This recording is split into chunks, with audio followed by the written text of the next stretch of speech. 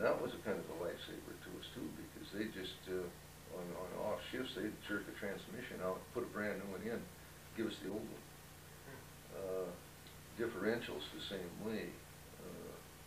The brakes, they kept experimenting with brakes, because it was a real tough haul.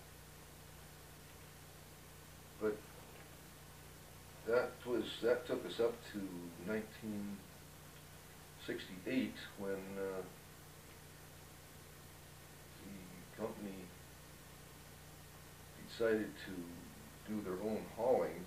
They had more or less shut the Anderson mine down. The Brock Creek was about all that was left. And they were just starting good into the Warm Springs side. There wasn't a lot of tonnage coming out of Warm Springs yet. There was some, but not near as much. And hell, they only had a couple of trucks there left. So anyway, that's when they started doing their own hauling in 1968. Yeah, January of 69. 68 was our last year. 69, January 69, they started their own. But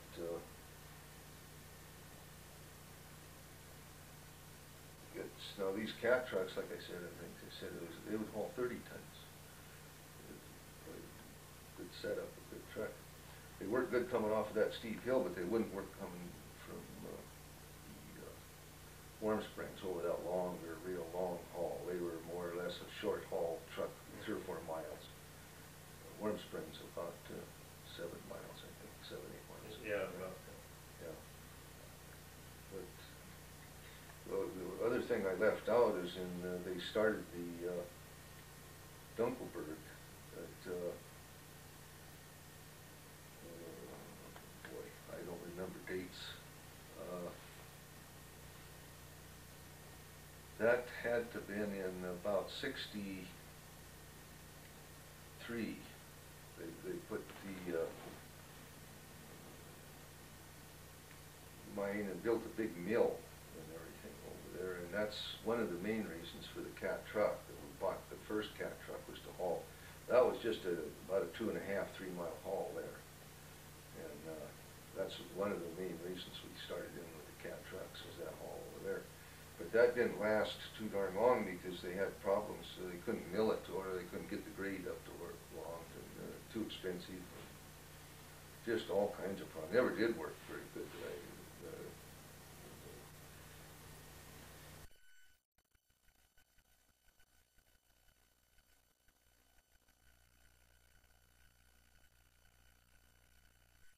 Else I can talk about now. There's the men that worked for me, for my dad mostly, when we first started out there. George Slater and Faye White, Red Gardner.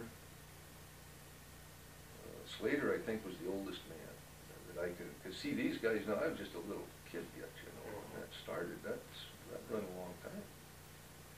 And as far as I know, Slater was the oldest. And I couldn't have been too damn old in a way when Faye came there. I can remember him on the patrol. You know, he ran everything we had, really. But that was one of the best things we had, was the men.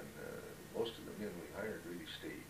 They didn't leave. They were there. They were good, loyal men. And with all that downhill and all that tough of a haul, there was nobody ever got hurt real serious off those trucks. We had wrecked a few trucks, but nobody was in them or hurt. You know, it was, boy, that was a hard go. Well, you had Louis Patrick. Yeah, Louis was there, and well, for I don't know how many years. Louis got killed there, you know, so he wasn't. And Harold Marshall. Marshall and Walmendinger for a while. Babe Nicholson, yeah, I couldn't, and his brother, Babe and Dan, I couldn't remember their names. Went from 1.5 tons to the truckload up to 30 tons, and difference in machinery and equipment, you know, Yeah. in those days. And a lot of change in the rock, from just a few tons to up to 250,000 tons Oh, yeah. in 1 year. Yeah, and it could have been, no, when Utah Construction was there, it seems to me that was added tonnage over and above the 250,000. Oh, was it? And they were getting 1,000 ton. I know we were hauling 1,000 ton a day there right along, and that would last for about, 7 months, 6, 7 months. So, again, I don't know how much tonnage that, you know, average out or something it would have been. But take in all three places, I'm sure it was over 250 or several years. But, no, it's been a wonderful thing for the community, for the whole, everybody around in that phosphate. Yes, it has, yeah. Yeah. Even today, I don't know, apparently they got around 100 men, I guess, working there yet. Plus. Yeah, so, I'd like to see the Luke or the Gravely going again, though. Those was pretty good times over there. This is Charles and Rhoda Gravely. And they came from Martinstown, Ontario, Canada, and acquired a ranch in the Avon area in about 1900. And on their property, they had the Gravely mine, where it originated.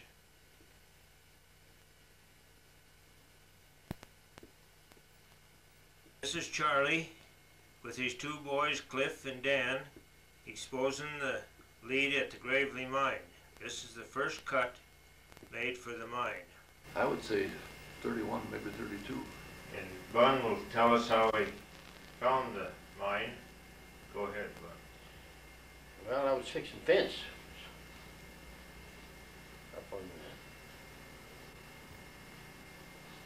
the hill there, and I stopped to have my lunch, and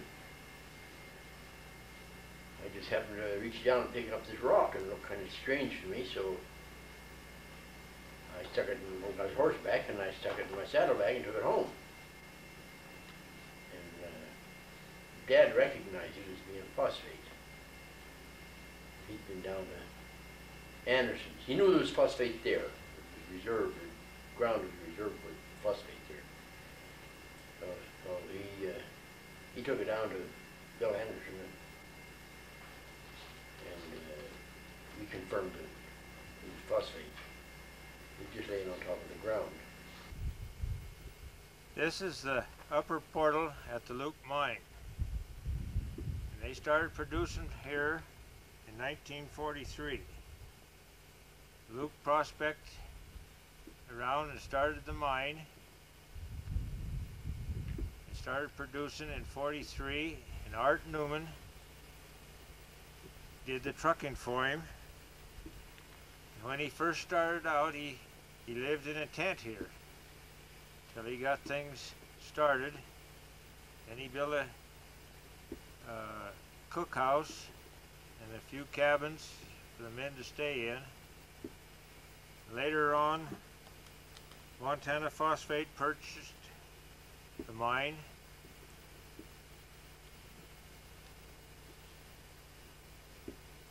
And it operated from 1943 to 1949.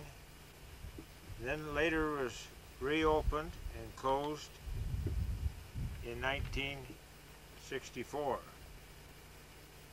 During this time, there was a mine called the Gimlet, and it started working in 1952. This is the bunker at the 51 level at the Luke. This would be the lower level, and they went in and hit the ore, went each way on it, mined on it for quite a while, and then they sunk a winze and went down one more level. This is Hugh Moore, Assistant Manager of Cominco and Montana Operations. He's also the geologist and been with the company for 35 years, and he's going to explain the geology and the formation of the phosphate. Hugh? Thank you, Jack. I guess the first thing to do to speak about the geology of the phosphate is to mention that it is a sedimentary deposit.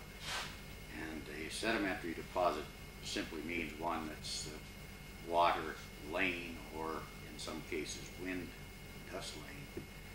And this particular deposit is of Permian age, which is 200 million plus years ago.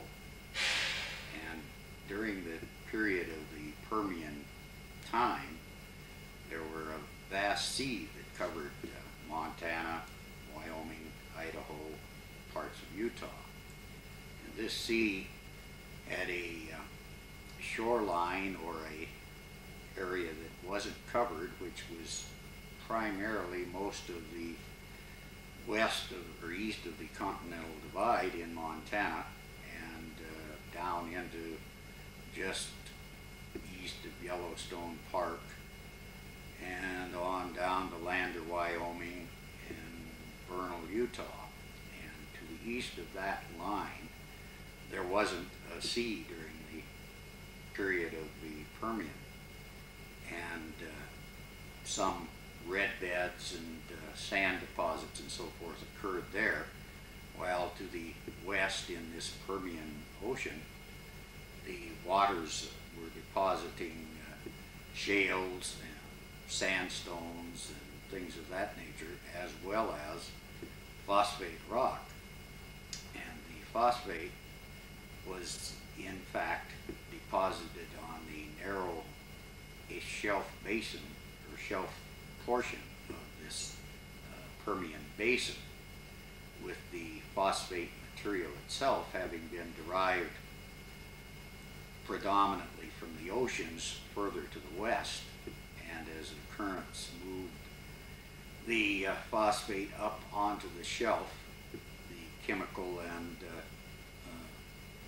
bacterial type of conditions that prevailed at that continental shelf environment caused it to precipitate and chemically deposit into what we call oolites, which are small, round, pelletal type form, which looks something like an onion skin. It starts with a small seed grain and builds up in onion skin layers to something a millimeter or two in size. And these then deposited with whatever sediments were moving in from the east, in this case, through rivers and whatnot, adding sands and silts to the phosphate oolites as they deposited. Well, it happens that the central portion of this deposition and the longer period of deposition was occurring in the Soda Springs, Idaho area. And so that throughout this Permian period, there were great accumulations of shale and sandstone with the phosphate oolites. Towards the latter part of the phosphate period, then it started depositing on higher portions of the continental shelf, which included our area here in Montana, and some of these that I mentioned along the rim in Lander, Wyoming, and Vernal, Utah.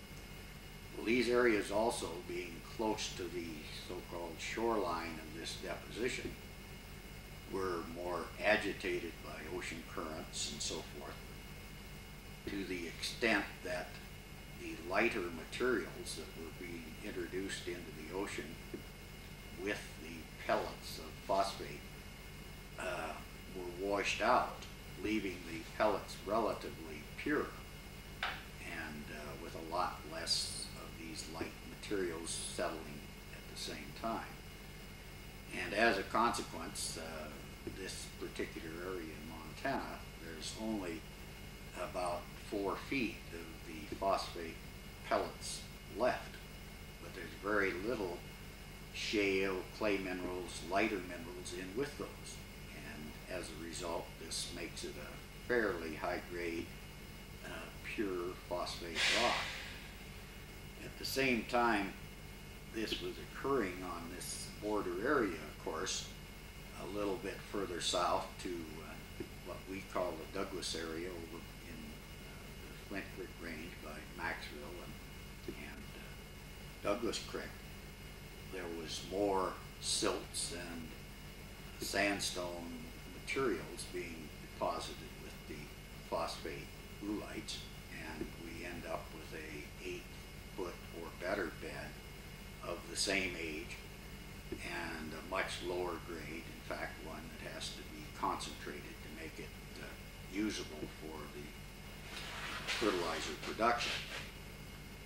At any rate, as this sedimentation of phosphate continued to accumulate to 4 feet, there was a gradual change in the continental shelf and the environment that was the deposition was occurring, so that we started getting colloidal cherts and sandstones deposited on top of this phosphate bed. And these cherts and so forth are also partially chemically controlled and have certain ideal conditions that make them precipitate out of the ocean waters. As you got a little further up the shoreline, they became sandstones as opposed to chert. And if you follow where we've mined further northwest from the Anderson area, you would find that the hanging wall cherts, as we call them, became sandstones. At any rate, the phosphate was then finished deposited, and a number of other shales and a variety of materials were deposited through the next 50 to 100 million years, more or less on top of the phosphate in conformable layers, in other words, like the layers of a cake, and until sometime perhaps 100 million years ago, when the forces of probably plate tectonics caused the Rocky Mountain and continental mountains to begin forming. As this occurred, it raised the land masses out of the sea and began tilting them to create large folds, major faults or displacements, breaks in that rock, and made them high enough that erosion began and started creating the mountains and the things that we know today as the area we live in. In this process, it caused the phosphate bed to be exposed again at surface, having been compacted through many millions of years of pressure from the overlying rocks, and then eroded by the sands and water to provide this surface exposure. And of course, when phosphate became a commodity of use many years ago and was discovered, then the result of this erosion allowed people to find where it was and trace it on surface and conclude how to go about mining it. At the same time, it's of some interest that this ocean, or this deposition of the phosphate, was occurring to the east of what is now the Continental Divide, where there wasn't any deposition occurring because the ocean didn't cover that area. The dinosaurs were running that part of Montana, and many of those, of course, are preserved and found as fossils, and they're in about the same age group rocks and so forth as the phosphate bed itself. Now, we find that in the Montana deposit, this 4-foot layer is economic to mine in comparison to Idaho, which mines 20 to 60 feet, and Utah, which mines 15 to 20 feet, and yet we can compete with them by mining underground, whereas most of those are open pit mines nowadays, only because of the geologic factors that provided this bed in relative purity and with a competent chert hanging wall and relatively competent quartzite footwall, which means essentially that it can be mined quite cleanly and doesn't require concentration efforts and costs to make it into a material suitable for the production of acid grade fertilizer, or acid production of fertilizers. The other condition, of course, that makes it economic is that it happens to be closer to our customer than some of the other phosphate deposits. And through the years to date, there's perhaps 15 million tons of this material has been mined and shipped largely to various plants owned by Cominco in Canada to make high analysis phosphate fertilizers. That's about